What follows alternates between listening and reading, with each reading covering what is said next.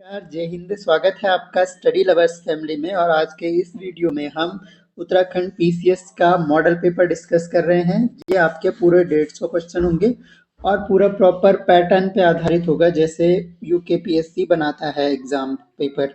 तो same pre के लिए जो एग्जाम होने वाला है उसके लिए ये पेपर काफ़ी हेल्पफुल होगा आपके लिए।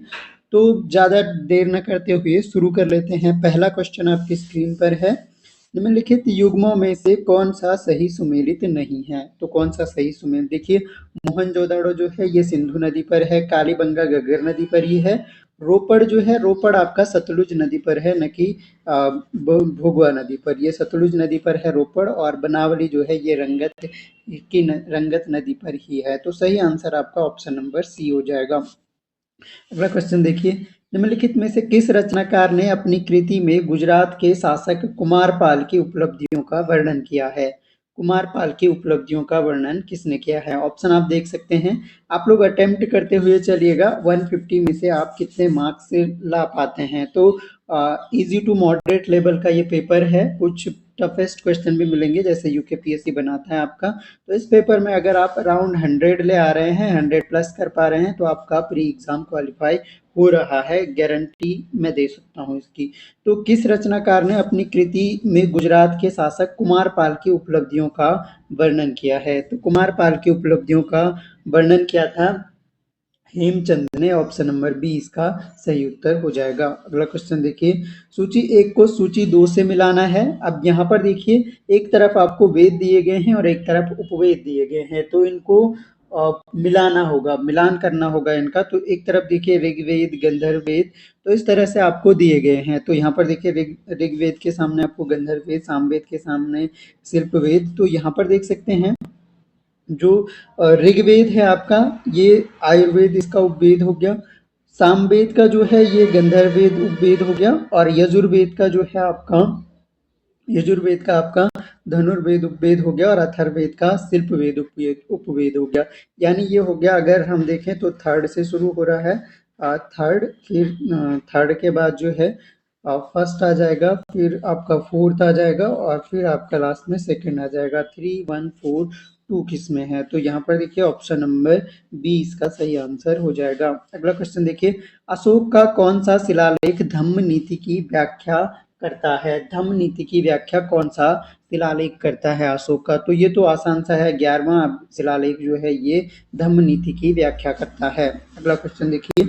निम्नलिखित में से किस स्थल से हड्डी के उपकरण प्राप्त हुए हैं? हड्डी के उपकरण बताने हैं, कौन सी जगह से हड्डी के उपकरण प्राप्त हुए हैं? ऑप्शन आप देख सकते हैं। तो इनमें से देखिए चोपानी मांडो से नहीं, काकोरिया से नहीं, नहराई से नहीं, महदहा से जो है हड्डी के उपकरण प्राप्त हुए हैं। निम्नलिखित में से किस इतिहासकार ने चंद्रगुप्त मौर्य की सेना को डाकुओं का गिरोह कहा है? कौन सा इतिहासकार है इनमें से जिसने चंद्रगुप्त मौर्य की सेना को डाकुओं का गिरोह कहा है? इंपॉर्टेंट क्वेश्चन है। और आपका जो ऑप्शन देख सकते हैं, जस्टिन है, प्लिनी है, क्रिस्टोफ सेलियस है, और स्ट्रेबो है। तो इनमें से जो सही आंसर है वो आपका जस्टिन ने कहा है, डाकुओं का गिरोह चंद्रगुप्त मौर्य की सेना को। अगला क्वेश्चन देखिए। दिल्ली सल्तनत काल में दीवान ए वकूफ का संबंध किससे था? देखिए ये इंपॉर्टेंट क्वेश्चन है, दिल्ली सल्तनत से रिलेटेड। और हिस्ट्री के क्वेश्चन जो है ये आपके डिसाइडर होते हैं। अगर आप ये ठीक कर पाते हैं तो आपके जो है अच्छे मार्क्स आने की संभावनाएं बढ़ जाती हैं। तो दीवान ये वकूफ जो है ये बे के कागजातों की जांच करने वाला एक तरह से संबंध है इसका। तो ऑप्शन नंबर ए इसका सही उत्तर हो जाएगा। अगला क्वेश्चन देखिए। भारत का प्रथम मकबरा जो शुद्ध इस्लामी शैली में निर्मित हुआ था, कौन सा मकबरा है जो शुद्ध इस्लामी शैली में निर्मित हुआ था? ऑप्शन देख सकते हैं, हुमायूं का, बलबन का, ऐबक का, या फिर अलाउद्दीन का मकबरा। सही आंसर आपका जो है बलबन का मकबरा था, पहला मकबरा जो शुद्ध इस्लामी शैली में निर्मित था। अगेन इंपॉर्टेंट क्वेश्चन है। अगला क्वेश्चन देखते हैं। अकबर के काल में करोड़ी नामक अधिकारी का क्या कार्य था? देखिए करोड़ी नामक अधिकारी, अगेन इंपॉर्टेंट क्वेश्चन है। करोड़ी नामक जो अधिकारी था अकबर के कार्यकाल में, क्या इसका कार्य था? ऑप्शन आप देख सकते हैं, शाही पत्राचार, शाही खजाने की देखभाल, राजस्व संग्रह, या विदेशी व्यापार का लेखा जोखा। तो करोड़ी मतलब करोड़ से संबंध, जो कि राजस्व संग्रह इसका कार्य होता था। ऑप्शन नंबर बी सही उत्तर हो जाएगा।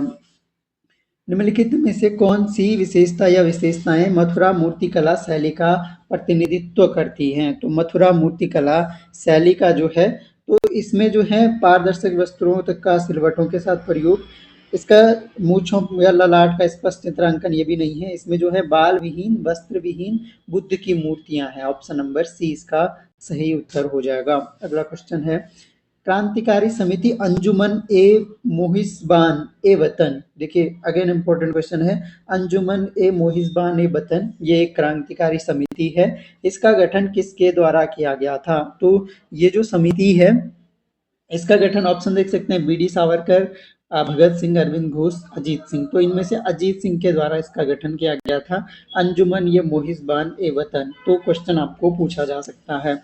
अगला क्वेश्चन देखिए, निम्नलिखित कथनों पर विचार कीजिए। दो स्टेटमेंट दिए गए हैं आपके पास और इसमें दिया गया है पहला, 1891 ईस्वी के कारखाना अधिनियम में 9 वर्ष से कम आयु के बच्चों को कारखाने में कार्य करने से पूरी तरह प्रतिबंधित कर दिया गया था। तो ये सही है। और 1881 ईस्वी का जो कारखाना अधिनियम लॉर्ड रिपन के कार्यकाल में लाया गया था। तो 1881 में लॉर्ड रिपन का ही कार्यकाल था।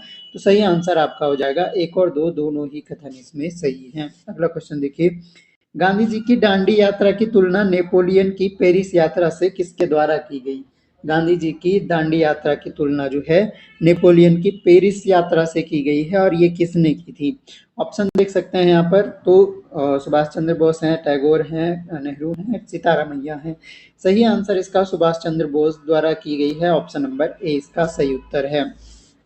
अगला क्वेश्चन है, मित्र मेला नामक गुप्त सभा का गठन किसके द्वारा किया गया? मित्र मेला नामक गुप्त सभा अगेन इंपॉर्टेंट क्वेश्चन है। तो हिस्ट्री के सारे इंपॉर्टेंट क्वेश्चन सारे इंपॉर्टेंट ही हैं। इसमें आपको करंट अफेयर्स के भी मिलेंगे, हिस्ट्री के भी मिलेंगे, ज्योग्राफी, जैसे पेपर प्रॉपर पैटर्न होता है वही पेपर का मॉडल पेपर ये है। तो इसका जो सही आंसर है, ये सावरकर बंधुओं द्वारा जो है मित्र मेला नामक जो गुप्त सभा का गठन किया गया था, ये सावरकर बंधुओं के द्वारा किया गया था।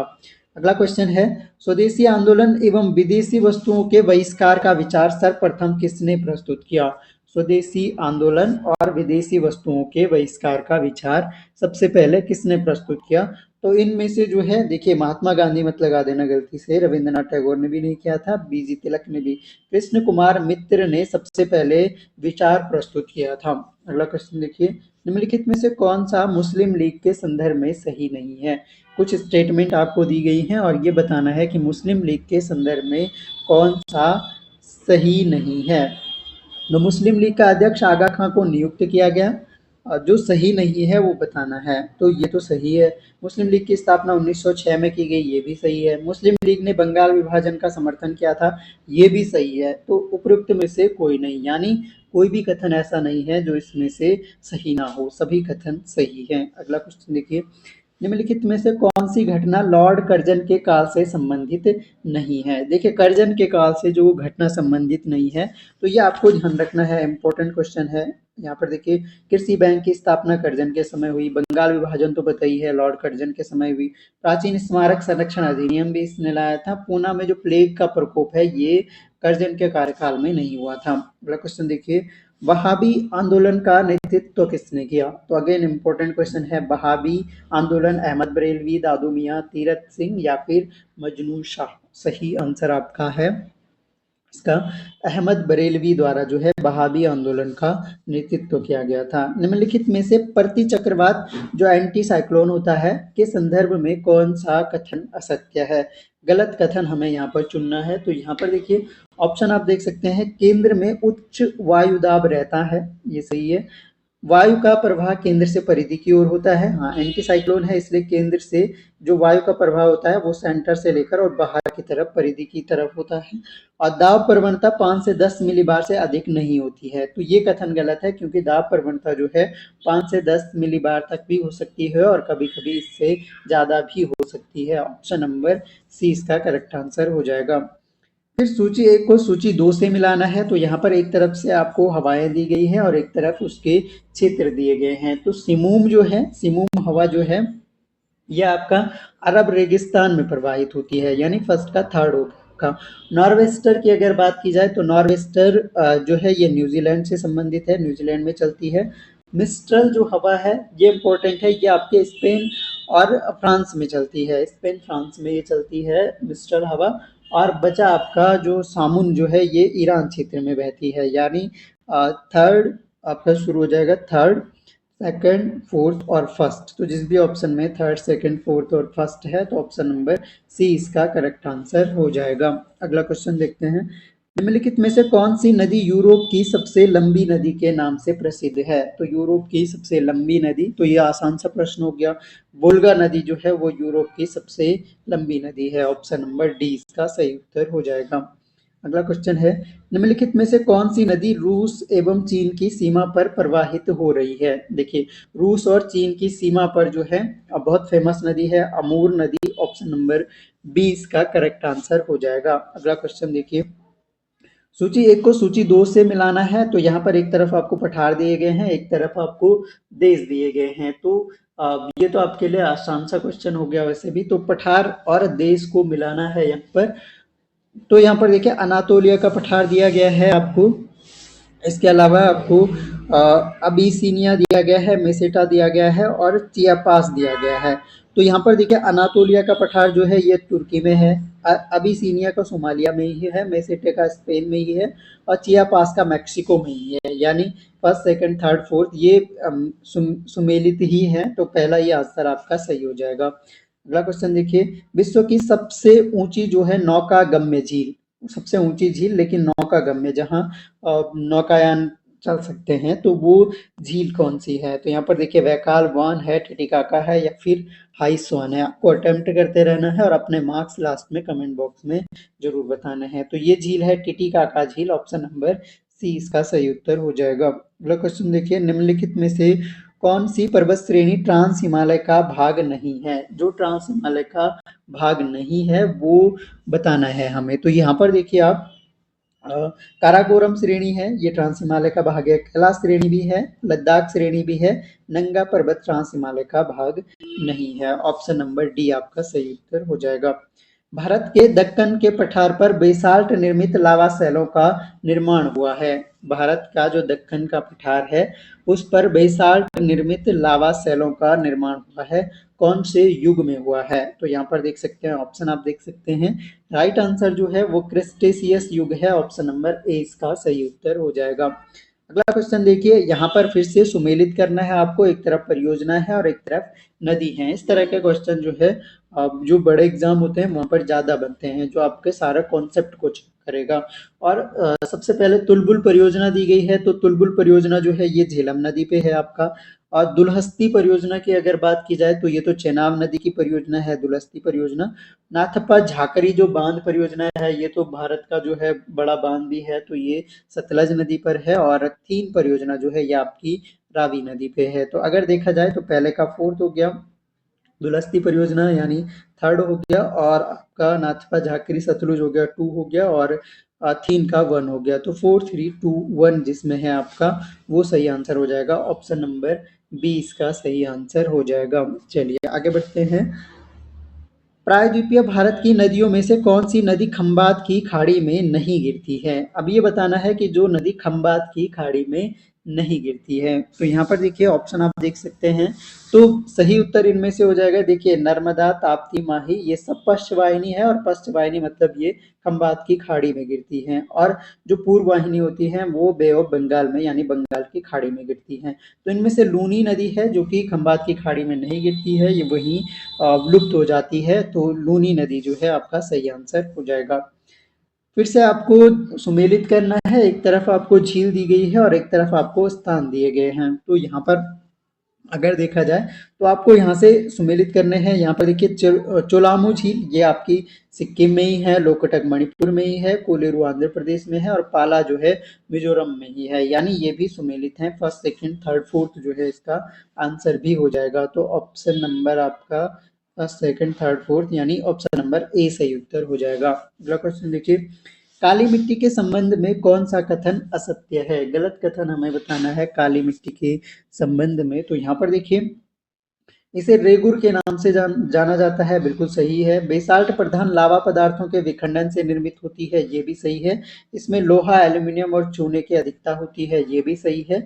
इसकी जल धारण क्षमता नगण्य होती है, नहीं, इसकी जल धारण क्षमता नगण्य नहीं होती है, इसलिए ऑप्शन नंबर डी आपका असत्य कथन है। निम्नलिखित में से सूची 1 को सूची 2 से सुमेलित करना है, तो एक तरफ आपको जो है दर्रे दिए गए हैं और एक तरफ आपको स्थान दिए गए हैं। तो आप आसानी से सबसे पहले अपना ही देख लीजिए। लिपुलेख दर्रा जो है ये आपका उत्तराखंड का हो गया। यांगयाप जो है जलेपला आपका सिक्किम में है। यांगयाप जो है आपका ये अरुणाचल प्रदेश में हो गया और रोहतांग दर्रा आपका हिमाचल प्रदेश में हो गया। यानी अगर देखा जाए तो सेकंड, फर्स्ट, फोर्थ और थर्ड, सेकंड, फर्स्ट, फोर्थ और थर्ड, तो सेकंड, फर्स्ट, फोर्थ और थर्ड, ऑप्शन नंबर बी आपका सही उत्तर हो जाएगा। अगला क्वेश्चन देखिए, शिव समुद्रम जलप्रपात किस नदी पर स्थित है? तो शिव समुद्रम, ये तो आसान सा क्वेश्चन हो गया आपके लिए। सही आंसर आपका शिव समुद्रम जो है ये आपका कावेरी रिवर पर है शिव समुद्रम जलप्रपात। उत्तर पश्चिमी भारत में शीतकालीन वर्षा का क्या कारण है? जो नॉर्थ वेस्ट इंडिया में जो शीतकालीन बारिश होती है, सर्दियों की जो बरखा होती है, उसका रीजन क्या है? तो ऑप्शन आप देख सकते हैं, उष्णकटिबंधीय चक्रवात, पश्चिमी विक्षोभ, उत्तर पूर्वी मानसून या दक्षिण पश्चिमी मानसून। तो ये पश्चिमी विक्षोभ के कारण होता है, ऑप्शन नंबर बी सही उत्तर हो जाएगा। अगर देखिए, भारत में जून से सितंबर तक होने वाली वर्षा के लिए आवश्यक दशाओं में सही नहीं है। जून से और सितंबर तक होने वाली वर्षा में अगर देखा जाए तो यहाँ पर उत्तर पश्चिमी भारत में निम्न वायुदाब का क्षेत्र बनना, देखिए जून से सितंबर तक होने वाला आवश्यक रूप से सही नहीं है बोला जा रहा है, तो ये सही है। आई ITCZ का उत्तर की ओर खिसकना, ये भी सही है। दक्षिण पूर्व व्यापारिक पवन भूमध्य रेखा को पार कर पूर्व की ओर मुड़ जाती है, ये भी सही है। ये आवश्यक रूप से सही है, तो यानी इनमें से कोई नहीं, ऑप्शन नंबर डी हो जाएगा। हाल ही में समलैंगिक विवाह की अनुमति देने वाला पहला रूढ़िवादी बहुसंख्यक देश बना है। तो रूढ़िवादी बहुसंख्यक देश बताना है जो आपका समलैंगिक विवाह की अनुमति देने वाला पहला देश बना है। इंपॉर्टेंट क्वेश्चन है। ऑप्शन आप देख सकते हैं, ग्रीस, इटली, स्पेन और बेल्जियम आपके ऑप्शन है और राइट आंसर आपका इसमें ग्रीस है, ऑप्शन नंबर ए। ये पहला रूढ़िवादी बहुसंख्यक देश है जिसने समलैंगिक विवाह की अनुमति दी है। अगला क्वेश्चन देखिए, प्रवाल भित्ति परितंत्र के अंतर्गत प्रवालों के बने रहने हेतु आवश्यक दशाओं में कौन सी सही नहीं है? कौन सी दशा जो है सही नहीं है प्रवालों के बने रहने हेतु? तो जो प्रवाल होते हैं जैसे कोरल रीफ्स होती हैं वहां पर पाए जाते हैं, तो प्रवाल भित्ति जो है ये परितंत्र के अंतर्गत प्रवालों के बने रहने के लिए आवश्यक जो दशा नहीं है वो हमें यहाँ पर चुननी होगी। तो ऑप्शन देख सकते हैं, उष्ण कटिबंधीय सागरों में मुख्यतः अवस्थित है, ये सही है। तापमान 20 डिग्री से 21 डिग्री उपयुक्त होता है, ये भी सही है। प्रवाल कम गहराई पर नहीं पाए जाते हैं, ऐसा नहीं है, प्रवाल कम गहराई पर भी पाए जाते हैं। ऑप्शन नंबर सी आपका सही दशा नहीं है। अगला क्वेश्चन देखिए, फिर से दो सूचियां दी गई हैं और यहाँ पर मिलाने हैं। एक तरफ आपको देश दिए गए हैं और एक तरफ उन देशों से रिलेटेड घास के मैदान दिए गए हैं। तो इम्पोर्टेंट ये क्वेश्चन है, थोड़ा सा ध्यान से देखिएगा। देखिए स्टेपीज जो है, स्टेपीज जो है ये आपका यूरेशिया का है, स्टेपीज आपका यूरेशिया का है। और अगर यहाँ पर प्रेरीज की बात की जाए तो प्रेरीज जो है आपका नॉर्थ अमेरिका से रिलेटेड है, यानी प्रेरीज हो गया आपका नॉर्थ अमेरिका। पंपास तो आपको पता ही है, पंपास कई बार आता है क्वेश्चन में, ये आपका साउथ अमेरिका का हो गया, जो अर्जेंटीना चिली वाले एरिया उधर हैं। सवाना आपका जो है ये अफ्रीका से रिलेटेड है, यानी हमारा सही आंसर जो हो जाएगा, ऑप्शन देख सकते हैं यहाँ पर, यानी ए का सेकंड यानी 2 से शुरू करेंगे हम, 2, और बी का फोर्थ हो जाएगा और सी का आपका थर्ड ही हो जाएगा और डी का आपका फर्स्ट हो जाएगा। 2 4 3 1, तो 2 4 3 1 अगर देखें तो ये सेकंड, फोर्थ, थर्ड और फर्स्ट, ऑप्शन नंबर बी हो जाएगा। निम्नलिखित में से कौन सा कारण परवाल विरंजन के लिए उत्तरदायी है? तो परवाल विरंजन एक इम्पोर्टेंट कॉन्सेप्ट है और इसके लिए जिम्मेदार कौन सा कारण है? देखिए, अधिक व कम तापमान, अतिमत्स्यन, ग्लोबल वार्मिंग या उपरोक्त सभी। तो ये सभी ही है एक तरह से परवाल विरंजन के लिए जिम्मेदार, ऑप्शन नंबर डी इसका सही उत्तर हो जाएगा। अगला क्वेश्चन देखिए, निम्नलिखित में से कौन सी वनस्पति शीतोष्ण पतझड़ वन में पाई जाती है? शीतोष्ण पतझड़ वन में, तो देखिए ये इंपॉर्टेंट क्वेश्चन है उत्तराखंड के कंटेक्स्ट में खासकर। देखिए बांज यहाँ पर होता है, एस बीच, ये सभी जो है आपका शीतोष्ण पतझड़ वन में पाई जाती हैं। निम्नलिखित में से कौन मैंग्रोव प्रजातियों के संबंध में सत्य है? मैंग्रोव प्रजाति के संदर्भ में अगर सही बात की जाए तो मैंग्रोव जो है ये प्राकृतिक जल शोधक होते हैं, बिल्कुल सही है। मैंग्रोव प्रजातियों का मतलब एक तरह से मैंग्रोव जो वनस्पति होती हैं जो खासकर जैसे सुंदरबन के डेल्टा में ये पाई जाती हैं, तो प्राकृतिक रूप से ये जल शोधक हैं। प्राकृतिक शरण स्थल इनको बोला जाता है, हरित प्रभाव को कम ये करते हैं, तो ये सभी जो हैं इसके बारे में सत्य है। सेब का खाने योग्य भाग क्या है? ये आपका बायो का क्वेश्चन आ गया, साइंस का क्वेश्चन आ गया। तो सेब का खाने योग्य भाग हमें बताना है, तो सही आंसर हो जाएगा सेब का जो है पुष्पासन खाया जाता है, ऑप्शन नंबर ए सही उत्तर हो जाएगा। निम्नलिखित में से कौन सा पौधा मालवेसी कुल का नहीं है? देखिए मालवेसी कुल का पौधा हमें बताना है, तो देखिए कपास मालवेसी का है, गुड़हल मालवेसी का है, भिंडी भी जो है आपका मालवेसी फैमिली के प्लांट्स हैं। अगर अगर सलजम की बात की जाए तो सलजम जो है मालवेसी प्लांट का नहीं है, ये ब्रेसिकेसी ब्रेसिकेसी हम बोलते हैं या क्रूसीफेरी, तो दोनों नाम इसी फैमिली के हैं, ब्रेसिकेसी या फिर क्रूसीफेरी, तो क्रूसीफेरी का ये सलजम है, न कि मालवेसी का। जलवायु परिवर्तन पर भारत की प्रथम राष्ट्रीय कार्य योजना जारी की गई, तो क्लाइमेट चेंज पर जो भारत की प्रथम राष्ट्रीय कार्य योजना है वो कब जारी की गई थी? तो ये जारी की गई थी जून 2008 में, ऑप्शन नंबर सी सही उत्तर हो जाएगा। फलीदार जो पादप हैं जैसे दालें होती हैं, उनकी जड़ों में उपस्थित गांठों में पाए जाने वाले नत्रजन यानी जो नाइट्रोजन फिक्सेशन के बैक्टीरिया उसमें पाए जाते हैं, वो उसे क्या कहते हैं या वो कौन सा है? टोपजीवी है, सहजीवी है, प्रासरयी है या प्रोटोपम्पटनी है? तो राइट आंसर इसका हो जाएगा ये सहजीवी होते हैं, ऑप्शन नंबर सी सही उत्तर हो जाएगा। फिर से हमें दो सूचियां दी गई है, इनको हमें मिलान करना है। एक तरफ है आपका जो है एक तरह से पॉल्यूटेंट है और एक तरफ उनसे संबंधित रोग हैं। तो अगर देखा जाए नाइट्रोजन के ऑक्साइड जो हैं ये कैंसर के लिए जिम्मेदार होते हैं, यानी फर्स्ट का थर्ड हो गया। और सीसा यानी लेड जो है आपका, ये आपका जो सेंट्रल नर्वस सिस्टम है यानी केंद्रीय तंत्रिका तंत्र को प्रभावित करते हैं। धूल कण तो हम समझते ही हैं, ये आपके श्वसन संबंधी रोगों को बढ़ावा देते हैं, और कार्बन मोनोऑक्साइड आपका लीवर और किडनी की क्षति पहुंचाते हैं। तो यानी आपका हो जाएगा थर्ड, सेकंड, फर्स्ट और फोर्थ, तो जिस भी ऑप्शन में थर्ड, सेकंड, फर्स्ट और फोर्थ हैं ये ऑप्शन नंबर सी में है, सही उत्तर हो जाएगा। अगला क्वेश्चन देखिए, भारत के किस शहर में सबसे ज्यादा ई वेस्ट उत्पादित होता है? अगेन इंपॉर्टेंट क्वेश्चन है, इन्वायरमेंट से रिलेटेड ऐसे क्वेश्चन आपको देखने को मिलेंगे। तो इसका जो सही आंसर है, मुंबई शहर जो है सबसे ज्यादा ई वेस्ट उत्पादित करता है, यानी इलेक्ट्रॉनिक वेस्ट जो है उत्पादित करता है। जैव विविधता दिवस कब मनाया जाता है? तो अगेन बायोडाइवर्सिटी डे इम्पोर्टेंट है और ये 22 मई को मनाया जाता है, आसान सा क्वेश्चन है।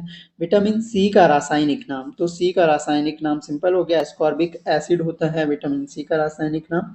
निम्नलिखित में से कौन सा पदाधिकारी लोकसभा के सत्र का अवसान के लिए प्राधिकृत है? तो अगेन इंपॉर्टेंट क्वेश्चन है, लोकसभा के सत्र को एक तरह से जो अवसान करने के लिए प्राधिकृत है वो आपका राष्ट्रपति अवसान करता है, ऑप्शन नंबर बी सही उत्तर हो जाएगा। भारतीय संसद के कामकाज में शून्य काल का अर्थ है, देखिए शून्य काल का अर्थ क्या होता है? तो शून्य काल का अर्थ है इसमें जो संसद का हमारा सत्र होता है, जैसे प्रश्नकाल और जो अगली कार्य सूची होती है उसके बीच का जो समय होता है उसे शून्यकाल कहा जाता है, ऑप्शन नंबर सी सही उत्तर हो जाएगा। निम्नलिखित में से कौन सा संवैधानिक निकाय नहीं है? अब यहाँ पर देखिए ये बताना है कि संवैधानिक निकाय कौन सा नहीं है। तो संवैधानिक निकाय जो है इनमें से अगर देखें तो संघ लोक सेवा आयोग, निर्वाचन आयोग, वित्त आयोग, केंद्रीय मानवाधिकार आयोग, तो इसका जो सही आंसर है वो आपका जो राष्ट्रीय मानवाधिकार आयोग है ये संवैधानिक निकाय नहीं है। संवैधानिक यानी जो जिसमें संविधान में प्रावधान के तहत वो बनाए गए हैं, और ये जो संवैधानिक नहीं होते उन्हें वैधानिक कहते हैं। ये किसी विशेष अधिनियम लाकर बनाए जाते हैं, तो ये किसी विशेष अधिनियम से बनाए जाते हैं। तो जो जैसे राज्य सरकार की कैबिनेट है, वैधानिक मामले हैं मैम, ये क्या करती हैं जो वैधानिक मामले देखते हैं या मुख्य नीति निर्धारक होते हैं, राज्यपाल की सलाहकार भी होती हैं, जैसे जो भी आपके संविधान के तहत जो बनाए गए जो है वो है। जैसे संघ लोक सेवा आयोग हो गया, ये संविधान में इनका वर्णन है प्रॉपर। निर्वाचन आयोग का है, वित्त आयोग का है। तो ऑप्शन नंबर डी इसमें संवैधानिक निकाय नहीं है। निम्नलिखित में से कौन सा कथन अविश्वास प्रस्ताव के संदर्भ में सही नहीं है? अविश्वास प्रस्ताव के संदर्भ में कौन सा सही नहीं है? तो यहाँ पर देख सकते हैं, ऑप्शन आप देख सकते हैं, लोकसभा में इसे स्वीकारने का कारण बताना आवश्यक नहीं है। तो इनमें से जो देखिए, यह किसी एक मंत्री या मंत्रियों के समूह या पूरे मंत्रिपरिषद के विरुद्ध लाया जा सकता है। तो देखिए, सही नहीं बताना है। तो एक मंत्री, देखिए एक मंत्री के विरुद्ध नहीं लाया जा सकता है अविश्वास प्रस्ताव, ये क्या पूरे मंत्रिपरिषद के विरुद्ध लाया जा सकता है। तो किसी एक मंत्री के विरुद्ध नहीं लाया जा सकता, इसलिए ये वाला स्टेटमेंट गलत हो गया। बाकी यह मंत्रिपरिषद में लोकसभा के विश्वास के निर्धारण हेतु लाया जाता है, ये सही है, पहला सही है। इसके अलावा यदि यह लोकसभा में पारित हो जाए तो मंत्रिपरिषद को त्यागपत्र देना ही पड़ता है, ये भी सही है। न्यायिक सक्रियता के औचित्य के संदर्भ में सही है। जो न्यायिक सक्रियता है, इसके औचित्य के संदर्भ में सही बताना है। तो इसके औचित्य के संदर्भ में अगर बात की जाए तो यहाँ पर देखिए, जब विधायिका अपने उत्तरदायित्वों का निर्वहन करने में विफल हो गई हो तब भी न्यायिक सक्रियता, यानी जो न्यायालय हमारा वो सक्रियता दिखाता है और डिसीजन लेने के लिए। जब विधायिका और कार्यपालिका नागरिकों के मूल अधिकारों अथवा कानून प्रशासन की न्यायपूर्ण व्यवस्था देने में विफल हो तब भी न्यायिक सक्रियता आती है पिक्चर में। और जब सर्वसत्तावादी सर्व संसदीय दल वाली सरकार द्वारा संविधान का गलत उद्देश्यों से दुरुपयोग हो रहा है तो भी न्यायिक सक्रियता का उपरोक्त सभी सही आंसर हो जाएंगे इसके। अगला देखिए, निम्नलिखित में से कौन सा विषय क्षेत्र PIL के अंतर्गत आता है, यानी जो आपका पब्लिक इंटरेस्ट लिटिगेशन है, इसके अंतर्गत कौन सा आता है? देखिए, बंधुआ श्रमिक हैं, उपेक्षित बच्चे हैं, दंगा पीड़ितों की याचिकाएं हैं, ये सभी जो हैं आपकी याचिकाकर्ता, ये सभी जो हैं आपके PIL के अंतर्गत आते हैं।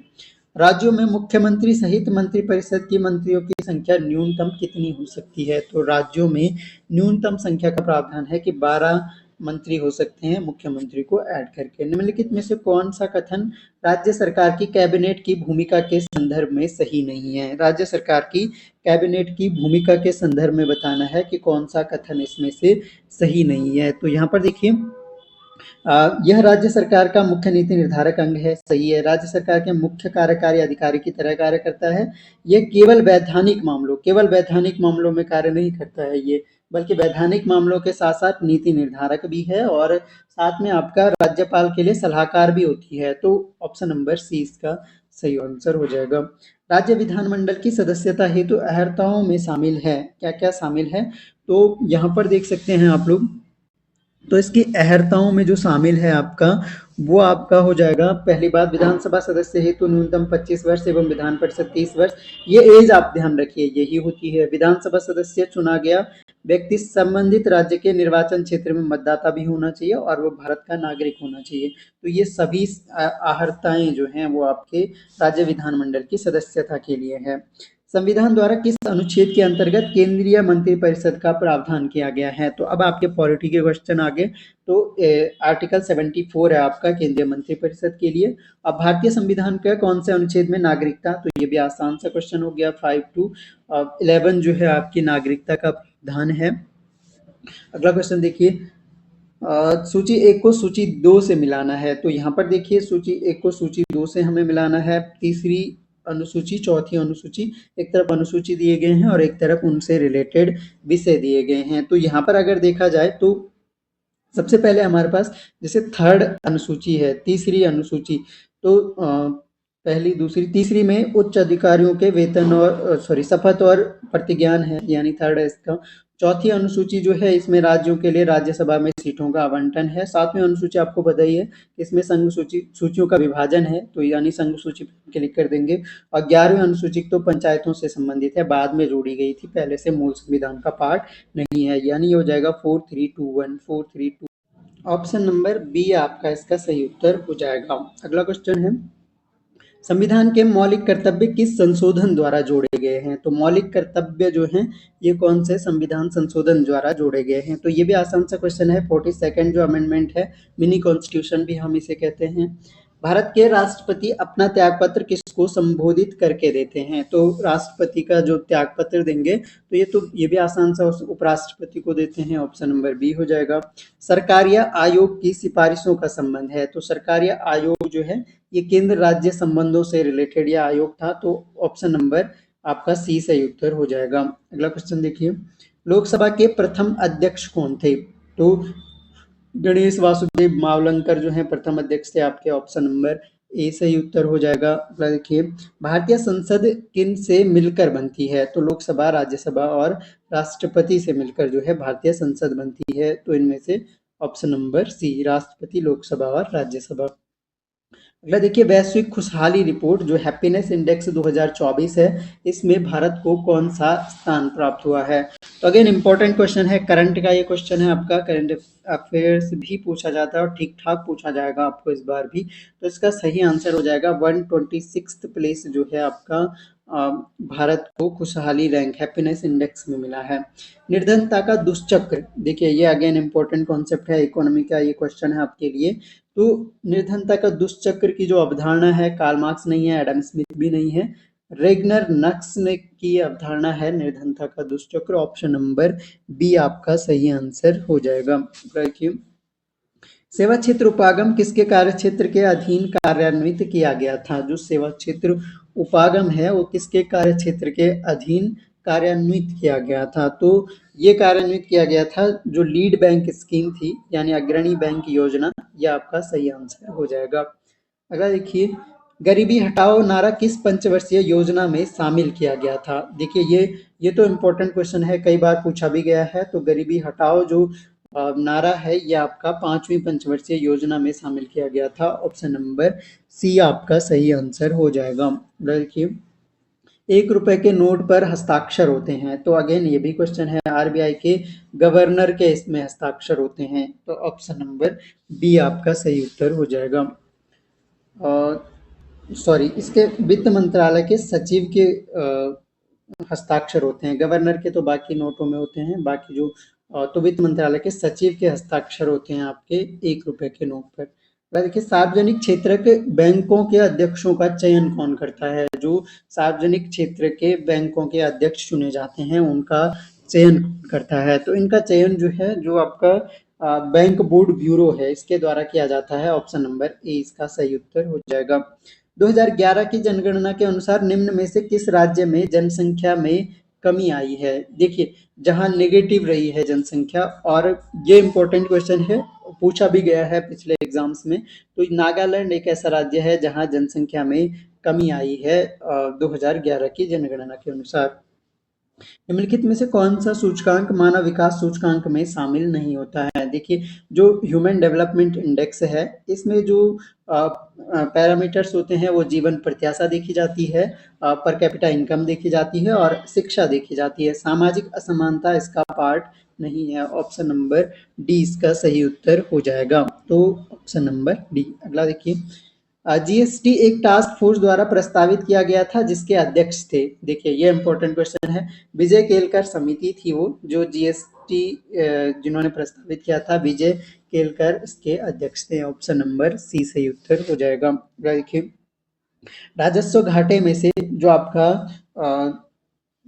रेवेन्यू डेफिसिट है, यानी राजस्व जो घाटा है आपका, उसमें से अगर पूंजी परिसंपत्तियों के सृजन हेतु अनुदान को घटाने पर हम पाते हैं, जब उसमें से पूंजी परिसंपत्तियों का जो क्रिएशन होगा उसमें से अगर उसके लिए अगर अनुदान को घटाया जाए तो हमें क्या मिलता है? तो ये अगेन इकोनॉमी का क्वेश्चन है और इम्पोर्टेंट क्वेश्चन है, तो इसका सही आंसर है उसको प्रभावी राजस्व घाटा कहते हैं, ऑप्शन नंबर डी। अंतरिम बजट जो 2024-25 के अनुसार वित्तीय वर्ष 2024-25 के लिए पूंजीगत व्यय में कितने प्रतिशत वृद्धि की घोषणा की? तो कितने प्रतिशत वृद्धि की घोषणा की गई है? ये की गई है आपकी 11.1%, ऑप्शन नंबर बी सही उत्तर हो जाएगा। तो अंतरिम बजट से रिलेटेड क्वेश्चन एक आध बन सकता है आपका, क्योंकि बजट ये अंतरिम बजट था आपका गवर्नमेंट बनने से पहले का। तो 24-25 के अनुसार एक दशक में उच्च शिक्षा में महिला नामांकन में कितने प्रतिशत की वृद्धि हुई है? तो महिला नामांकन में उच्च शिक्षा में जो वृद्धि बताई गई है अंतरिम बजट के अनुसार वो बताई गई है आपकी 28%, ऑप्शन नंबर ए सही उत्तर है। 16 अप्रैल 2024 को यूनाइटेड नेशंस पॉपुलेशन फंड्स यानी यूएनपीएएफ द्वारा जारी वर्ल्ड पॉपुलेशन 2024 रिपोर्ट के अनुसार भारत की कुल आबादी है, तो ये करंट अफेयर्स का क्वेश्चन हो गया। और 16 अप्रैल 2024 को जो इनकी रिपोर्ट थी, इसके अनुसार इन्होंने बताया था कि भारत की जो जनसंख्या है वो 144.17 करोड़ हो चुकी है। ऑप्शन नंबर सी सही उत्तर हो जाएगा। थोड़ा ध्यान रखिएगा, ये डेटा पूछा जा सकता है। उत्तराखंड राज्य के किस जनपद की सीमा राज्य के 7 जनपदों के साथ है? तो ये पौड़ी गढ़वाल की है। उत्तराखंड के क्वेश्चन आयोग भी आसानी बनाता है और यहाँ भी आपको इजी टू मॉडरेट ही देखने को मिलेंगे। हाल के भूवैज्ञानिक निष्कर्षों के अनुसार किस महाद्वीप के आकार ट्रायंगल में आगामी 5 से 10 मिलियन वर्षों में एक नए महासागर की उत्पत्ति हो सकती है? तो किसके द्वारा उत्पत्ति हो सकती है? तो ये अफ्रीका में कहा गया है। ऑप्शन नंबर बी इसका सही उत्तर है।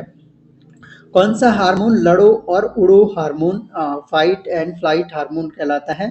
तो ये एड्रीनलिन है। इसको फाइट एंड फ्लाइट हार्मोन भी कहते हैं, 3F भी कहते हैं, फाइट फ्लाइट और फियर, 3F हार्मोन भी हम इसी को कहते हैं, एड्रेनलिन ये हार्मोन है। जैसे लड़ो उड़ो का मतलब है कि ऊंचाई से डर लगना, लड़ाई के दौरान में गुस्सा आना, तो ये एड्रेनलिन ही हार्मोन है। निम्नलिखित में से कौन सा विटामिन मनुष्य के रक्त का थक्का जमने हेतु जिम्मेदार है? तो ब्लड क्लॉट को बनाने के लिए जो आपका विटामिन के है ये जिम्मेदार है आपका। एंजाइम मूलतः क्या है?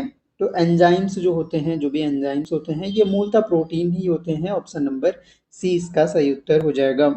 श्वसन का नियंत्रण मस्तिष्क के किस भाग से किया जाता है? जो हमारा श्वसन है इसका कंट्रोल हमारे मस्तिष्क का कौन सा भाग करता है? तो ये करता है हमारा medulla oblongata. Option number B सही उत्तर हो जाएगा। देखिए एक और क्वेश्चन है इंपॉर्टेंट। हाल ही में तेलंगाना के महबूब नगर जिले में स्थित गंगापुरम में खोजे गए 900 वर्ष पुराने कन्नड़ शिलालेख का संबंध किस राजवंश से है? तो ये जो है ये आपका चालुक्य राजवंश से संबंध था इसका। ऑप्शन नंबर ए इसका सही उत्तर है। हाल ही में खोला गया है तेलंगाना के महबूब नगर में। ये फैक्ट आप जरूर ध्यान रखिए, तेलंगाना के महबूब नगर में गंगापुरम में खोजा गया है, 900 वर्ष पुराना है और कन्नड़ ये शिलालेख है, यानी कन्नड़ भाषा में शिलालेख है।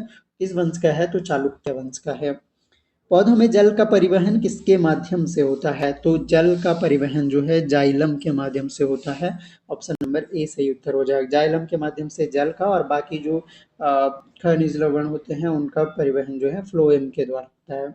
बेकिंग सोडा का जो बेकिंग सोडा है आपका, इसका रासायनिक सूत्र बताना है। तो सोडियम बाइकार्बोनेट इसका नाम होता है, NaHCO3 इसका फॉर्मूला होता है। ये सोडियम कार्बोनेट हो गया, ये धावन सोडा हो गया, CaCO3 कैल्शियम कार्बोनेट हो गया, इसे आपका संगमरमर भी कहते हैं, और ये आपका कैल्शियम हाइड्रोक्साइड हो गया, ये आपका बुझा हुआ चूना है। तो ये आप थोड़े से ध्यान रख सकते हैं, एग्जाम में इस तरह के क्वेश्चन आपको बन सकते हैं। आंसर हमारा NaHCO3 है, बेकिंग सोडा।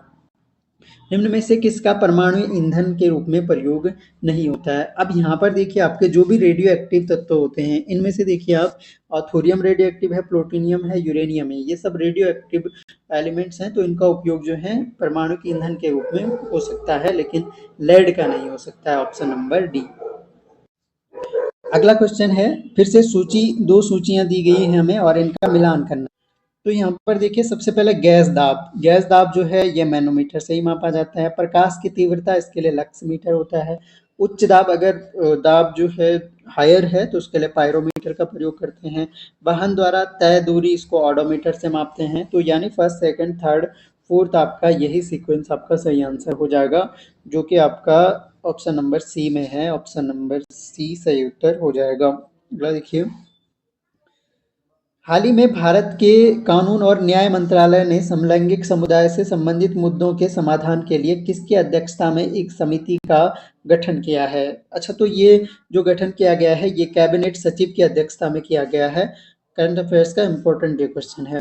हाल ही में किस देश में पहला हिंदी रेडियो का प्रसारण शुरू किया गया है? देखिए ये फिर से इंपॉर्टेंट क्वेश्चन है कि ऐसा देश है जिसने हिंदी रेडियो पहली बार प्रसारण शुरू किया है। तो इनमें से देखिए USA, केन्या, कुवैत और ब्राजील आपके ऑप्शन है, और सही उत्तर आपका जो है वो कुवैत है। ऑप्शन नंबर सी।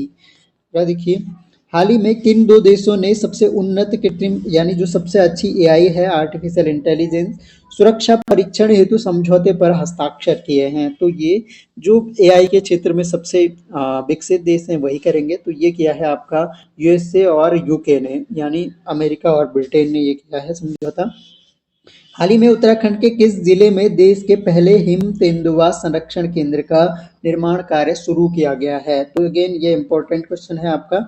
और निर्माण कार्य अब शुरू हो गया है और ये कहाँ हो रहा है? ये आपके उत्तरकाशी जनपद में हो रहा है। ऑप्शन नंबर ए आपका सही आंसर हो जाएगा। अगला क्वेश्चन देखिए, हाल ही में उत्तराखंड में महिला आरक्षण चर्चा के केंद्र में रहा है। उत्तराखंड में सरकारी नौकरियों में राज्य की मूल निवासी महिलाओं को कितने प्रतिशत का क्षैतिज आरक्षण प्राप्त है? तो ये तो बहुत चर्चा में रहा, बहुत वाद विवाद भी इसमें हुए थे। और तो इसका सही आंसर आपको पता ही है, 30% जो है क्षैतिज आरक्षण दिया गया है इसके तहत।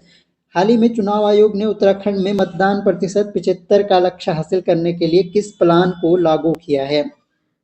तो चुनाव तो अब हो चुके हैं, 75% का लक्ष्य हासिल अब भी नहीं हुआ है। और प्लान क्या था ये आपके क्वेश्चन में पूछा जा सकता है, एग्जाम्स में पूछा जा सकता है। तो प्लान इसका जो था वो था आपका turn out implementation plan. Turn out implementation plan, option number C इसका सही आंसर हो जाएगा। देखिए, 10 मार्च 2024 को लॉस एंजल्स में आयोजित 96 जो ऑस्कर अवार्ड सेरेमनी में सर्वश्रेष्ठ अभिनेता का अवार्ड किसने जीता? तो ये जीता था आपका, देखिए वैसे सिलियन मर्फी इनका नाम है, सिलियन मर्फी, सिलियन मर्फी इनका नाम है, जिन्होंने ये अवार्ड जीता था 96 ऑस्कर सर्वश्रेष्ठ अभिनेता, सिलियन मर्फी इनका नाम है। देखिए ये शायद टाइपिंग मिस्टेक है, किलियन मर्फी लिख गया है, मेरे हिसाब से ये सिलियन मर्फी होना चाहिए। ऑप्शन नंबर ए इसका सही उत्तर है। 6 मार्च 2024 को भारतीय नौसेना ने MH-60R सी हॉक बहुउद्देशीय हेलीकॉप्टर को किस भारतीय नौसैनिक हवाई स्टेशन में कमीशन किया है? किस भारतीय नौसैनिक हवाई स्टेशन में कमीशन किया गया है? तो यहाँ पर देख सकते हैं ऑप्शन, तो इनमें से जो सही आंसर है आपका वो है आपका INS गरुड़ है, ये ऑप्शन नंबर बी। उत्तराखंड पर्यटन नीति की घोषणा कब की गई? तो पर्यटन नीति हमारी 2001 में घोषित की गई थी। इसके अलावा उत्तराखंड राज्य में विधानसभा में कितनी सीटें अनुसूचित जाति यानी SC के लिए विधानसभा में जो सीटें हैं वो 13 हैं। ऑप्शन नंबर 20 का सही उत्तर है। तो ये तो कुछ क्वेश्चन आसान हो गए, ऑप्शन नंबर बी सही उत्तर है। निम्नलिखित में से कौन गढ़वाल क्षेत्र का सबसे बड़ा जनजातीय समुदाय है? देखिए आप ध्यान ये रखना है कि पूछा क्या गया है, पूछा गया है गढ़वाल क्षेत्र का। तो गढ़वाल क्षेत्र का जो है जौनसारी समुदाय सबसे बड़ा है। उत्तराखंड का प्रथम स्वतंत्रता सेनानी होने का गौरव किसे प्राप्त है? तो ये भी आप आसानी से कर लोगे, कालू सिंह मेहरा है प्रथम स्वतंत्रता सेनानी। चंद्र सिंह गढ़वाली के नेतृत्व में निहत्थे अफगान स्वतंत्रता सेनानियों पर गढ़वाल राइफल्स के सैनिकों ने गोली चलाने से इनकार कर दिया। इतिहास में इस घटना को क्या नाम दिया गया? तो जब निहत्थे अफगान स्वतंत्रता सेनानियों पर इन्होंने मना कर दिया था गोली चलाने के लिए, तो इस घटना को नाम दिया गया था आपका, इसे पेशावर कांड के नाम से जाना जाता है। Option number D. साबरमती से दांडी तक जो है महात्मा गांधी के साथ 78 सत्याग्रहियों में 3 उत्तराखंड के थे। इनमें से कौन सा इनमें शामिल नहीं था? तो देखिए इनमें ज्योतिराम कांडपाल थे, भैरवदत्त जोशी थे, गोरखवीर खड़ग बहादुर सिंह थे। तो ये तीनों थे। शांतिलाल त्रिवेदी नहीं थे, इन्होंने चनौदा में गांधी आश्रम की स्थापना की थी। तो ऑप्शन नंबर सी आपका इसका सही उत्तर है। श्रीदेव सुमन निम्नलिखित में से किस आंदोलन से संबंधित थे? तो श्रीदेव सुमन देखिए यहाँ पर ऑप्शन देख सकते हैं, कुली बेगार, टिहरी राज्य, डोला पालकी या शराब विरोधी आंदोलन। तो ये संबंधित थे आपके टिहरी राज्य आंदोलन से। वर्ष 2022 में हुई गणना के अनुसार उत्तराखंड राज्य में बाघों की संख्या कितनी है? तो बाघों की संख्या जो है 560 है, 22 में जो गणना हुई थी उसके अनुसार। जनगणना 2011 के अनुसार जनसंख्या की दृष्टि से भारत के राज्यों व केंद्र शासित प्रदेशों में उत्तराखंड का कौन सा स्थान है? तो 2011 के अकॉर्डिंग पूछा है। तो ये आपको डेट्स और फिगर जो है 2011 के अकॉर्डिंग ही याद रखना है, क्योंकि नया सेंसस तो अभी पब्लिश हुआ नहीं है। तो 20वां स्थान है ऑप्शन नंबर डी। जनगणना 2011 के अनुसार उत्तराखंड का लिंगानुपात, तो लिंगानुपात आपका 963 हो गया, ये भी ध्यान रखना है। उत्तराखंड का कौन सा जिला नेपाल को स्पर्श नहीं करता है? अब देखिए नेपाल को कौन सा जिला स्पर्श नहीं करता है? अगर इनमें से देखे जाए ऑप्शन, तो देखिए यूएस नगर, चंपावत, पिथौरागढ़ करते हैं। नैनीताल जो है ये नेपाल को स्पर्श नहीं करता है, ऑप्शन नंबर डी सही उत्तर हो जाएगा। उत्तराखंड राज्य में सर्वाधिक झीलों वाला जिला है, तो सर्वाधिक झीलें जो हैं आपकी वो आपकी चमोली जनपद में है, ऑप्शन नंबर ए। उत्तराखंड उच्च न्यायालय के प्रथम मुख्य न्यायाधीश कौन थे? तो पहले मुख्य न्यायाधीश बताने हैं उत्तराखंड हाईकोर्ट के, तो ये थे आपके ए देसाई साहब, अब अशोक अभय शंकर देसाई इनका नाम था। उत्तराखंड राज्य में राजनीतिक चेतना के विस्तार के लिए 1903 में हैप्पी क्लब की स्थापना किसके द्वारा की गई थी? तो हैप्पी क्लब की स्थापना की गई थी आपके, ये तो आसान हो गया, गोविंद बल्लभ पंत के द्वारा। कुमाऊं विश्वविद्यालय और गढ़वाल विश्वविद्यालय की जो स्थापना है ये एक साथ ही होती है। कुमाऊं विश्वविद्यालय की स्थापना आपको बतानी है तो ये 1973 में हुई, ऑप्शन नंबर बी। अगर देखिए निम्नलिखित में से कौन उत्तराखंड क्रांति दल के प्रथम अध्यक्ष थे? तो उत्तराखंड यूकेडी जो है इसके प्रथम अध्यक्ष जो है ये देवीदत्त पंत जी थे, ऑप्शन नंबर सी। फिर से आपको सूचियां दी गई हैं और इनको आपको मिलान करना है। तो एक तरफ आपको ताल दिए गए हैं, झीलें और ताल, और एक तरफ उनकी स्थिति दी गई है कि वो कहाँ कहाँ स्थित हैं। तो यहाँ पर देख सकते हैं भिलंग ताल है आपके पास, भिलंग ताल है, इसके अलावा होमकुंड है, दिव्य सरोवर है, और आपका जो है कांसरो ताल है। तो यहाँ पर देखिए भिलंग ताल टिहरी गढ़वाल में ही है, होमकुंड आपका चमोली में ही है, दिव्य सरोवर हरिद्वार में ही है, और कांसरो ताल आपका देहरादून में ही है। तो यानी फर्स्ट, सेकंड, थर्ड, फोर्थ हो जाएगा, पहला ही ऑप्शन आपका सही उत्तर हो जाएगा। अगला देखिए उत्तराखंड के चमोली जनपद में शुरू हुआ ढूंगी पैंतोली जो आंदोलन है ये किससे संबंधित था? तो ढूंगी पैंतोली आंदोलन का जो संबंध था ये आपका जंगल के काटे जाने के विरोध में ये था, ढूंगी पैंतोली आंदोलन। भारतीय वन सर्वेक्षण रिपोर्ट जो फॉरेस्ट सर्वे रिपोर्ट है 2021 की, उत्तराखंड राज्य में कुल वनावरण कितना है? तो इसके अनुसार ये डेटा भी आपको ध्यान रखना है क्योंकि ये एक बार पूछा भी गया है और फिर से पूछा भी जा सकता है क्वेश्चन। तो सही आंसर इसका है 24,305.13 square kilometre, option number A इसका सही उत्तर है। हाल ही में आयोजित ऑस्कर अवार्ड सेरेमनी में बेस्ट इंटरनेशनल फीचर फिल्म का अवार्ड किस फिल्म को मिला है? तो बेस्ट इंटरनेशनल फीचर फिल्म का अवार्ड, अभी हमने इसके अभिनेता को सिलियन मर्फी की बात की थी, ध्यान रखिएगा। और इसमें बेस्ट इंटरनेशनल फीचर फिल्म जो है ये अवार्ड आपका जो है द जोन ऑफ इंटरेस्ट को मिला है, ऑप्शन नंबर बी। हाल ही में देश के पहले कौशल भारत केंद्र जो SIC का उद्घाटन कहाँ किया गया है? तो पहले कौशल भारत केंद्र का उद्घाटन आपका ओडिशा में किया गया है, ऑप्शन नंबर बी। 15 फरवरी 2024 को नागरिक उड्डयन मंत्री ज्योतिरादित्य सिंधिया ने बताया कि भारत की पहली हेलीकॉप्टर आपातकालीन चिकित्सा सेवा HEMS शुरू की जाएगी। तो ये तो उत्तराखंड से संबंधित है, एम्स ऋषिकेश से ये शुरू की जाएगी ऐसा कहा गया है। हाल ही में भारत के किस राष्ट्रीय उद्यान में एक दुर्लभ सुनहरे रंग के वयस्क बाघ को देखा गया था? तो ये भी इम्पोर्टेंट क्वेश्चन है, हाल ही में देखा गया है, और इसका जो सही आंसर है ये आपका काजीरंगा नेशनल पार्क है, option number C. Kaziranga national park कहाँ पड़ता है ये आपके लिए क्वेश्चन है, कमेंट बॉक्स में इसका आंसर बताइए। राजाजी टाइगर रिजर्व का नाम निम्न किसके नाम पर रखा गया है? तो ये सी राजगोपालाचारी जो भारत के प्रथम भारतीय गवर्नर जनरल थे। निम्नलिखित में से कौन सी सोन नदी की सहायक नदी नहीं है? सोन नदी की सहायक नदी जो नहीं है वो बताना है हमें यहाँ पर। तो ऑप्शन आप लोग देख सकते हैं और सही आंसर जो है रामगंगा जो है ये सोन नदी की सहायक नदी नहीं है। Wadia institute of Himalayan geology WIHG Uttarakhand के निम्नलिखित में से किस जिले में स्थित है? तो Wadia institute of Himalayan geology, ये क्वेश्चन आप कई बार रिपीट करते हैं, देहरादून में स्थित है। IUCN यानी international union of conservation of nature and natural resources red list के तहत जो IUCN जो रेड लिस्ट जारी करती है तेंदुओं के संरक्षण की स्थिति क्या है? तो तेंदुओं की स्थिति की बात की गई है इसमें कि ये सुभेद्य है, ऑप्शन नंबर सी इसका सही उत्तर है। भारतीय वन सर्वेक्षण फॉरेस्ट सर्वे ऑफ इंडिया की स्थापना किस वर्ष हुई थी? तो अगेन इंपॉर्टेंट क्वेश्चन है, इसकी स्थापना आपकी 1981 में हो गई थी, ऑप्शन नंबर ए हो जाएगा। मानव वन्यजीव संघर्ष और सह अस्तित्व पर अंतर्राष्ट्रीय सम्मेलन कहाँ आयोजित किया गया था। जो मानव वन्य जीव के बीच में संघर्ष होता है और सह अस्तित्व के बारे में एक अंतर्राष्ट्रीय सम्मेलन आयोजित किया गया था, ये हुआ था आपका ब्रिटेन में। ऑप्शन नंबर ए इसका सही उत्तर है। उत्तराखंड राज्य में स्त्रियों द्वारा धारण किया जाने वाला तिलहरी तिलहरी आभूषण किस अंग का है? तो तिलहरी जो है ये अगेन इम्पोर्टेंट क्वेश्चन है, आभूषण भी पूछे जाते हैं। ये गले का आभूषण है तिलहरी। झंडा मेला का आयोजन उत्तराखंड के किस झंडा मेला आपका देहरादून में लगता है। ऑप्शन नंबर ए हो जाएगा। अगला देखिए, गढ़वाल क्षेत्र में भैला भैला नृत्य, तो भैला भैला जो है ये दीपावली से संबंधित है। ऑप्शन नंबर डी इसका सही उत्तर है। उत्तराखंड में गन्ने का सर्वाधिक उत्पादन कहाँ होता है? गन्ने का सबसे ज्यादा जो उत्पादन होता है ये आपका यूएस नगर में होता है। ऑप्शन नंबर ए हो जाएगा। हार्डवेयर का वह भाग जिसमें सभी सूचनाएं स्थायी रूप से इकट्ठा रहती हैं कहलाता है। देखिए, सूचनाएं इकट्ठा किस में रखते हैं? तो वो रीड ओनली मेमोरी यानी रोम में रखा जाता है। ऑप्शन नंबर बी हो जाएगा।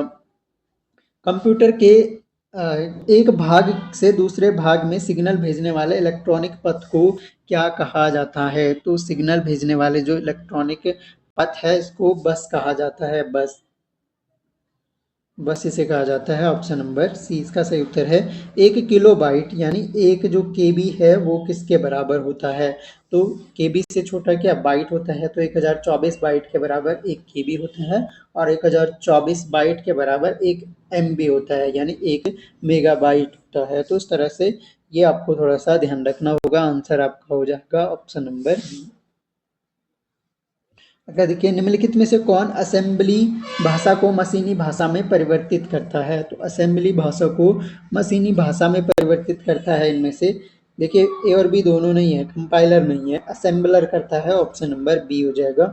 भारत के किस शहर को सिलिकॉन वैली सिलिकॉन घाटी की संज्ञा दी गई है? तो सिलिकॉन घाटी आपकी बेंगलुरु हो गया। ऑप्शन नंबर सी।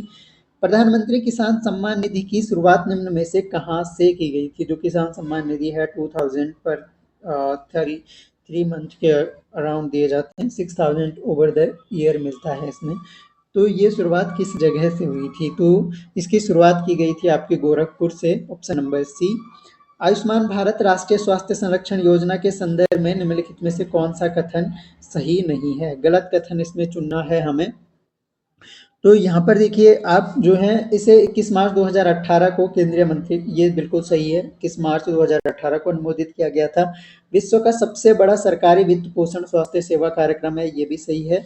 केवल सूचीबद्ध सरकारी अस्पतालों में प्रभावी रहेगी, ये गलत है आपका। केवल सूचीबद्ध सरकारी अस्पतालों में नहीं बल्कि और भी अस्पतालों में ये लागू रहेगी। योजना के तहत द्वितीयक तृतीयक स्तरीय चिकित्सा सेवा प्रदान की जाएगी। ऑप्शन नंबर सी आपका गलत है, बाकी सभी कथन जो है सही है। निम्नलिखित में से कौन सा विश्व में नारियल का सबसे बड़ा उत्पादक देश है? नारियल सबसे ज्यादा उत्पादित होता है आपका फिलीपींस में। ऑप्शन नंबर ए हो जाएगा। विश्व स्वास्थ्य संगठन यानी WHO वर्ल्ड हेल्थ ऑर्गेनाइजेशन का मुख्यालय जो है आपका, ये आपका जेनेवा स्विट्जरलैंड में हो गया। Option number C. देखिए, उत्तराखंड में अद्वैत आश्रम की स्थापना स्वामी विवेकानंद ने की थी। अद्वैत आश्रम की स्थापना की थी स्वामी विवेकानंद ने, और कब की थी ये हमारे लिए क्वेश्चन है। सही आंसर 18। भारत शासन अधिनियम 1909 के संदर्भ में कथन दिए गए हैं, इसके द्वारा केंद्रीय और प्रांतीय विधान परिषदों के आकार में कमी की गई। ये सही नहीं है, ये आकार में कमी नहीं की गई थी। इस अधिनियम के तहत सर्वप्रथम किसी भारतीय को वायसराय और गवर्नर की परिषद के साथ एसोसिएशन बनाने का प्रावधान किया गया, ये सही है आपका। और इस अधिनियम के तहत सांप्रदायिक प्रतिनिधित्व को बढ़ावा दिया गया, ये भी सही है। तो केवल 2 और 3 हमारा सही हो जाएगा। Option number B. अगला है 1937 के चुनाव में निम्नलिखित में से किस प्रांत में कांग्रेस बहुमत प्राप्त नहीं कर सकी? 1937 के चुनाव में किसमें बहुमत प्राप्त नहीं कर सकी थी कांग्रेस? तो इसका सही आंसर हो जाएगा आपका बंगाल में बहुमत प्राप्त नहीं कर सकी थी। भूमिगत जल को दूषित करने वाला अजैविक प्रदूषक है। अजैविक प्रदूषक यहाँ पर बताना है हमें। तो अजैविक जो है, देखो शैवाल, बैक्टीरिया, विषाणु, ये सब जैविक है, ये सब ऑर्गेनिक है, बायोलॉजिकल है। अब बाकी आर्सेनिक जो है ये आपका अजैविक प्रदूषक है। निम्नलिखित में से कहाँ पर राष्ट्रीय पर्यावरण अभियांत्रिकी शोध संस्थान अवस्थित है? पर्यावरण अभियांत्रिकी शोध संस्थान आपका नागपुर है, महाराष्ट्र, नागपुर में। विश्व पृथ्वी दिवस मनाया जाता है, तो पृथ्वी वर्ल्ड अर्थ डे ये आपका मनाया जाता है 22 अप्रैल को। निम्नलिखित में से किस उद्देश्य से ग्लोबल 500 पुरस्कार प्रदान किया जाता है? तो ये इम्पोर्टेंट अवार्ड है क्योंकि ये पर्यावरण प्रतिरक्षा के लिए दिया जाता है ग्लोबल 500 पुरस्कार। पेरियार गेम अभ्यारण्य, पहली बात तो ये कहाँ है, ये आपके लिए क्वेश्चन है। पेरियार अभ्यारण्य किस राज्य में स्थित है, ये आपको कमेंट बॉक्स में आंसर देना है। और ये किसके लिए प्रसिद्ध है पेरियार अभ्यारण्य? तो ये प्रसिद्ध है आपका जंगली हाथियों के लिए, ऑप्शन नंबर डी हो जाएगा। निम्नलिखित चित्रकारों में से किसे जहांगीर ने नादिर उज जमा की पदवी दी थी? नादिर उज जमा की पदवी दी थी जहांगीर ने, किसको दी थी? तो इसका जो सही आंसर है ये दी गई थी अबुल हसन को, ऑप्शन नंबर बी। असहयोग आंदोलन के दौरान विदेशी वस्त्रों के जलाए जाने पर किसने महात्मा गांधी को लिखा कि यह निष्ठुर बर्बादी है? देखिए अगेन इंपॉर्टेंट क्वेश्चन है। जब विदेशी वस्त्रों को जलाया गया तो जो रविंद्रनाथ टैगोर जी हैं, रविंद्रनाथ टैगोर जी ने महात्मा गांधी को लिखा था कि यह निष्ठुर बर्बादी है। गांधी जी द्वारा व्यक्तिगत सत्याग्रह आंदोलन के लिए प्रथम सत्याग्रही किसे चुना गया था? तो प्रथम सत्याग्रही चुना गया था आपका विनोबा भावे को, ऑप्शन नंबर बी। अब कई बार ऐसे पूछ लेते हैं कि प्रथम सत्याग्रही कौन थे, तो विनोबा भावे थे। तो ये हमने टोटल 150 एमसीक्यू एक पूरा मॉडल पेपर डिस्कस किया उत्तराखंड पीसीएस प्रीलिम्स के लिए। तो आपके कितने मार्क्स आए ये आप कमेंट बॉक्स में ज़रूर बताएं। वीडियो आपको हेल्पफुल लगा तो वीडियो को लाइक और शेयर करें अपने दोस्तों तक, और आपको कैसा लगा वीडियो ये हमें कमेंट बॉक्स में ज़रूर बताएं। पसंद नहीं आया तो वो भी बताएं, क्या कमियां हैं वो भी बताएं, हम आगे से उसमें सुधार करने की कोशिश करेंगे। बाकी thanks a lot for listening, मिलते हैं नेक्स्ट वीडियो में, तब तक के लिए जय हिंद।